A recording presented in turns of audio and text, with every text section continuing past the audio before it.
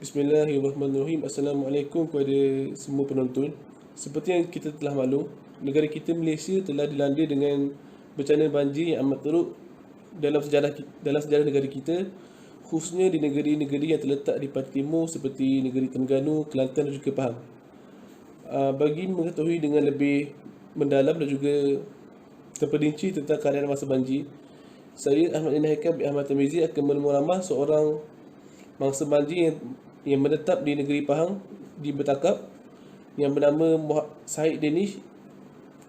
Kita akan menemuramah beliau tentang keadaan dan juga bagaimana keadaan kesihatan beliau semasa dan juga selepas menghadapi banjir, dan juga berapa kos yang terpaksa ditangguh oleh beliau sendiri dan juga keluarga mereka ketika selepas fasa banjir ini berlaku.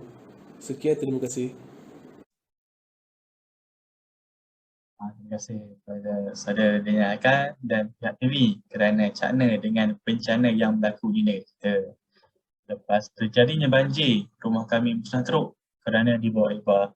Nasib baik ketika kejadian itu berlaku, semua dokumen penting telah kami simpan di tempat yang selamat. Kini kami sekeluarga tinggal di pusat penempatan sementara yang disediakan oleh Badan-Badan Sekolah Malaysia selepas banjir besar merosakkan rumah kami sekeluarga. Saya berterima kasih juga kepada pihak-pihak NGO dan NGO yang mengambil peranan dan tanggungjawab dalam membantu kami semua, seperti memberi beras, bahan-bahan basah, tempat tinggal dan keperluan asas yang lain. Apa yang boleh saya simpulkan dalam bencana yang berlaku pada tahun ini, pihak-pihak yang bertanggungjawab telah menjalankan tanggungjawab dan peranan mereka dengan baik sekali. Terima kasih. Assalamualaikum Mirul. Aku dapat risalah menarik hari ni. Waalaikumsalam Aiman. Oh ya ke? Risalah ni pasal apa? Baru ni aku dengar pasal serangan yang kerap berlaku antara Palestin dan Israel. Jadi, risalah yang aku jumpa ni adalah mengenai program kesukarelawan yang mengajak orang ramai memberikan bantuan kepada rakyat Palestin yang ditindaskan oleh rejim Israel. Tapi yang tinggal cuma bahagian pembungkusan makanan je yang kita bungkus untuk dihantar kepada kat sana, Palestin. Aku juga ada dengar banyak berita dan berita-berita dekat dalam majalah dan surat khabar pasal apa yang berlaku dekat sana. Ramai rakyat Palestin yang tidak bersalah terkorban kerana terkena serangan tiba-tiba dari orang Israel. Betul lah tu. Bukan setakat mereka je yang kehilangan keluarga tersayang. Israel melakukan sekatan yang betul ketat terhadap keperluan asas harian, makanan, perubatan untuk masuk ke Palestin. Aku juga dengar yang lebih daripada 70% dari penduduk Gaza tidak punya pekerjaan, menganggur, manakala 80% pula bergantung kepada bantuan luar untuk melangsungkan hidup. Dan lebih dari 1/4 tinggal di kawasan rumah yang daif dan tidak berbahaya kepada manusia. Jadi, kerajaan dan juga sebahagian NGO menghulurkan bantuan dan sumbangan yang telah dikumpulkan oleh mereka. Sumbangan yang itu adalah hasil daripada simpati rakyat Malaysia atas nasib yang ditimpa oleh rakyat Palestin. Juga berderma, tapi aku tak adalah berderma dalam jumlah yang besar, tapi aku harap dapat meringankan sedikit beban mereka. Aku ada baca details kat sini, sumbangan-sumbangan yang diorang akan beri dekat rakyat Palestin. Antaranya adalah diorang akan memberikan dalam sumbangan berbentuk keperluan asas, makanan, perubatan serta kepakaran daripada doktor Malaysia yang sukarela menyertai program ini. Aku rasa diorang memang memerlukan bantuan daripada kita sebab diorang tiada keperluan asas yang cukup kerana selepas banyak perindustrian yang musnah, mereka banyak kehilangan barang-barang yang mereka perlu untuk meneruskan hidup. Contohnya seperti hospital dan kedai barangan runcit dan banyak lagi yang telah musnah disebabkan letupan-letupan daripada pihak Israel. Oh, iyalah juga kan. Kalau kedai keperluan asas tak ada, diorang mesti susah nak dapatkan makanan dan juga minuman. Juga cakap tadi, diorang ada doktor yang secara sukarela datang membantu.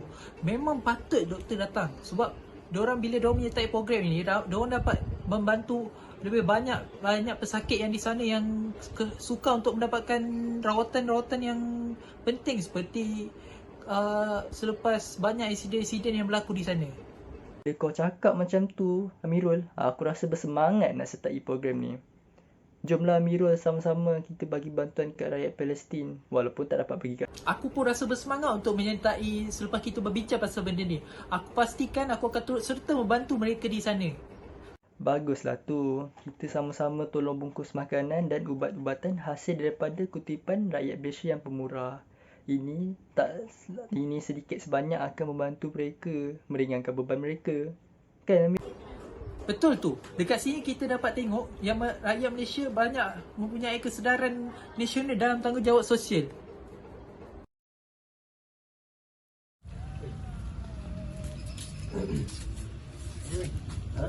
Tadi saja datang kat sini. Kita tak budak. Semua nampak dah dia. Kau rasa sebab apa ada orang jadi macam ni? Aku rasa lah, salah satu sebab dah jadi macam ni sebab pengaruh ibu bapa lah. Ibu bapa pun memainkan pengaruh yang penting kat anak-anak diorang.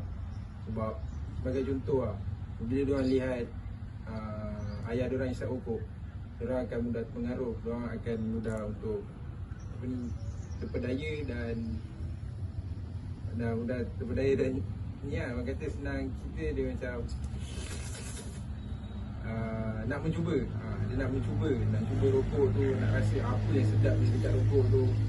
Jadi ibu bapa ni lah pengaruh tinggi kat anak-anak sebab diorang kan tinggal satu rumah, diorang melihat apa kelakuan ayah diorang. Itu lah. Rasa apa sebab dia lah, sebab lain ni? Sebab lain aku rasa diorang ni kurang didikan lah aku rasa. Mungkin kat sekolah time cikgu tengah mengajar, diorang tak fokus pasal ada adab apa semua ni. Lepas tu bila ada ceramah dekat masjid, diorang tak pergi. Ni solat pun tak tentu lagi, diorang ni solat ke tak? Subhanallah. So, apa sebab tu lah, kau ada idea apa-apa? Rasa ada. Mungkin kalau kita cerita pasal kat sekolah, mungkin sebab pengaruh rakan sebaya lah. Pengaruh rakan sebaya diorang terpedaya dengan kelakuan kawan-kawan diorang. So apabila diorang berkawan dengan kawan-kawan diorang tu, kalau diorang berkawan dengan kawan-kawan lebih ke arah negatif, so dia akan lebih kepada arah negatif lah kelakuan dia. So, aku rasa daripada diorang habiskan masa sebab macam ni, baik diorang isi masalah lapang bersukan ke. Yang tu boleh juga. Diorang boleh join macam aktiviti sukarelawan, banyak kan ada kat sini sekarang. Betul juga. Okay lah, aku nak gerak lah. Okay, gerak lah. Assalamualaikum. Salam.